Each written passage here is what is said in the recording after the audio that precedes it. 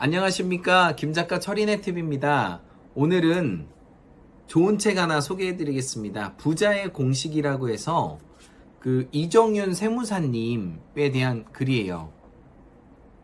이분은 한양대학교 경영학과를 나오셨고, 그리고 세무사 자격증을 또 따셨고, CFP 금융 쪽에서는 최고의 어려운 자격증인데 그걸 다 따셨어요. 그래서 30대에 부를 이루셨고, 그리고 캐나다 가셔가지고 가족이 영어 공부를 하시려고 캐나다 가셨어요. 그래가지고 30대 캐나다에서 공부를 하다가 이제 거기서도 한국 주식에 투자하면서 돈을 또 많이 버셨다고 하더라고요. 그리고 이제 한국에 이제 어쨌든 개인 사정으로 돌아와서 세무사 공부를 또 하신 거예요. 그래서 세무사가 쉬운 게 아니잖아요. 근데 세무사를 또 독하게 공부하셔가지고 또 몇 년 안에 세무사 자격증을 따신 거예요. 그래서 공부머리가 있으시고 또 주식에 대해서도 정말 해박한 지식이 많으세요. 그래서 이정윤 세무사님 찍으면은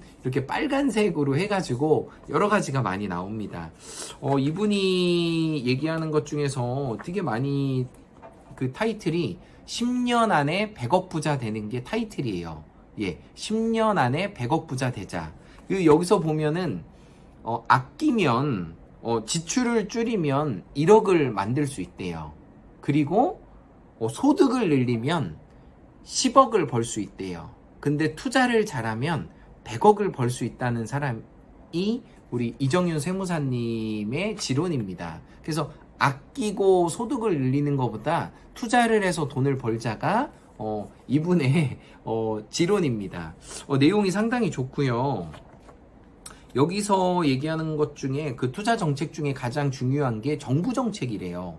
우리나라 정부 많이 욕하는 사람도 있잖아요. 근데 욕을 절대 하시면 안 돼요. 왜냐면 정부는 우리 1년 예산이 보통 500조 정도 돼요. 500조 정도 되는데 거기서 국방에 대한 예산이 상당히 많고, 그리고 어디에 투자를 하는지 우리 세무사님이 이정윤 세무사님이 얘기를 해요. 그래서 GDP가 늘어날수록 투자하는 종목이 환경이잖아요. 환경. 그래서 탈원전을 하면서 풍력 발전이나 태양열 발전이나 이런 곳에 돈을 엄청 투자하고 있어요. 그래서 정부 정책이 우리는 맞다 틀리다를 말하기 전에 정부에서 돈을 쓰고 있기 때문에 그쪽을 잘 찾으면 돈 버는 기회가 있다는 거예요. 제 얘기가 아니라 세무사님의 이야기입니다. 그리고 우리나라는 반도체, 그리고 2차 전지, 그리고 제약바이오, 그리고 기술 집약적인 산업, 여기에 투자를 상당히 많이 하고 있어요. 다른 말로 하면 반도체는 삼성전자나 SK겠죠? 그리고 2차 전지는 우리 LG화학이겠죠? 그리고 또 제약바이오는 셀트리온이나 바이오 쪽 종목이 많잖아요. 그래서 이런 쪽을 집중해서 해야 되고, IT 쪽에서는 뭐예요? 네이버 카카오죠. 네이버 카카오 관련된 종목을 유심히 보라는 게 여기 세무사님의 지론입니다.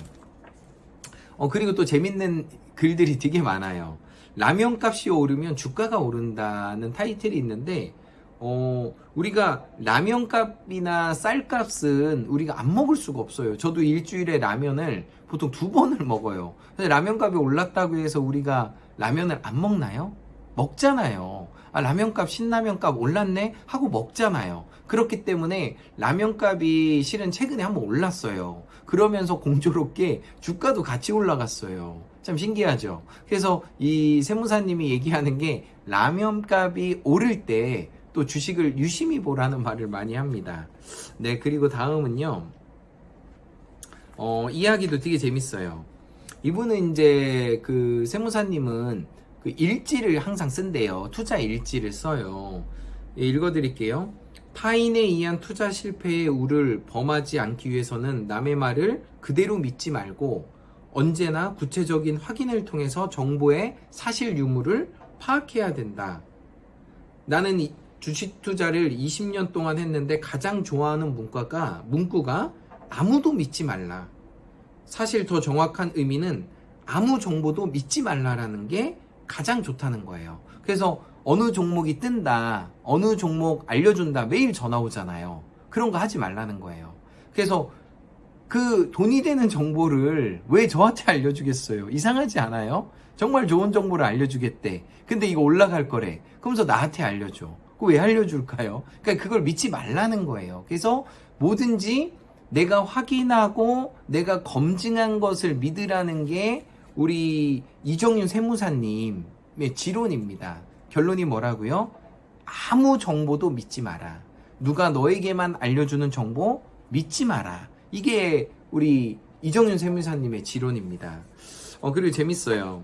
그리고 삼박자 투자법이 나오는데, 삼박자 투자법이 뭐냐면 분석. 첫 번째 분석이라는 거예요. 첫 번째가 이거는 재무제표를 얘기해요. 이 회사가 이득을 계속 우리도 네이버 들어가면은 재무제표가 3년치, 4년치가 나와요. 그래서 그게 계속 이득이 났나, 손익이 났나, 숫자만 보면 돼요. 숫자만 보시면 되고, 그리고 가격을 분석한대요. 이거는 이제 차트를 얘기하는 거예요. 우상향으로 이렇게 올라가고 있나, 떨어지고 있나. 그러니까 가치주를 사지 말고 성장주를 사라는 얘기예요. 예를 들면 삼성전자 같은 경우는 우상향하면서 계속 올라가는 거예요. 성장하는 거예요. 지금 이제 조금 떨어지긴 했지만 계속 올라가는 종목이라는 거예요. 네이버나 카카오 같은 경우도 성장주라는 거예요. 계속 우상향하면서 올라가고 있는 종목을 사라는 얘기예요. 그리고 정보의 분석, 이거는 재료, 이거는 어떤 종목을 투자하나, 뭐 배터리를 투자하나, 아니면은 뭐 반도체에 투자하나, 그 종목을 잘 고민하고 사라는 거예요. 이게 삼박자 투자법이에요. 첫 번째가 분석, 재무 분석, 두 번째가 가격 분석, 이거는 차트를 보라는 얘기고요. 세 번째 정보 분석은 재료, 이게 어떤 회사인가를 보라는 얘기예요. 그래서 이분이 이제 8가지 추천하는 종목이 있어요. 세무사님이. 첫 번째가 반도체 얘기하고 있고요. 두 번째 제약바이오, 그리고 세 번째가 자동차, 뭐 현대자동차, 기아자동차겠죠. 그리고 2차 전지 LG화학이겠죠. 뭐 그리고 인터넷은 뭐예요? 뭐 카카오톡, 네이버죠. IT. 뭐 미국 주식으로 얘기하면 뭐 페이스북이나 뭐 그런 쪽이겠죠. 그리고 전기전자 얘기하고 있고, 화학은 뭐 LG화학이나 뭐 롯데케미칼 이런 쪽 얘기하겠죠. 그리고 그린 뉴딜, 그게 이제 환경을 생각하는 그 그린 뉴딜에 그 정부가 돈을 많이 투자하고 있다는 거예요. 그래서 정부에 대해서 부정적인 생각을 갖지 마시고 정부가 돈을 어디에 투자하는지를 고민할 때 투자처가 열린다는 거예요. 그래서 저도 이 책을 읽으면서 인사이트를 정말 많이 얻었어요. 그래서 저도 좀 계속 공부하면서 또 우리 세무사님이 얘기하는 것들을 또 같이 나눌 거예요. 그리고 마지막으로 세무사님이 얘기하는 게, 주식을 언제 팔아야 돈을 벌 수 있습니까? 그 얘기를 해요. 근데 그분은 뭐 존니 대표하고 비슷한 말을 하세요. 그래서 이 투자로 돈을 버는 방법은 매도 타이밍, 매수 타이밍이 아니라는 거예요. 80% 이상이 종목 선정이 있다는 거예요. 내가 삼성전자를 살지, 카카오를 살지, 네이버를 살지, LG화학을 살지, 내가 이 종목을 선정하는 게 80% 이상 좌우된다는 거예요. 그리고 내가 매도하는 거, 매수하는 거는 10% 정도밖에 안 된다는 거예요. 근데 사람들이 이걸 거꾸로 하고 있어요. 내가 언제 팔지를 80% 이상 고민을 해요. 그러니까 그걸 고민하는 게 중요한 게 아니라 좋은 종목을 고를 때 고민하는 얘기하고 똑같아요.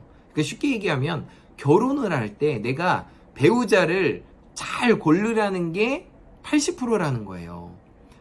대충 고르면은 나중에 계속 싸우는 거예요. 근데 지혜로운 사람은 정말 이 사람이 얼굴만 보지 말고 성품까지도 보고 생각까지도 보고, 그렇게 했을 때 옛날 속담에 전쟁에 나갈 때는 한 번 기도하지만 결혼을 할 땐 3번 기도하라는 말이 있어요. 그러니까 다시 얘기하면은 종목을 선정할 때 3번 기도하라는 얘기예요.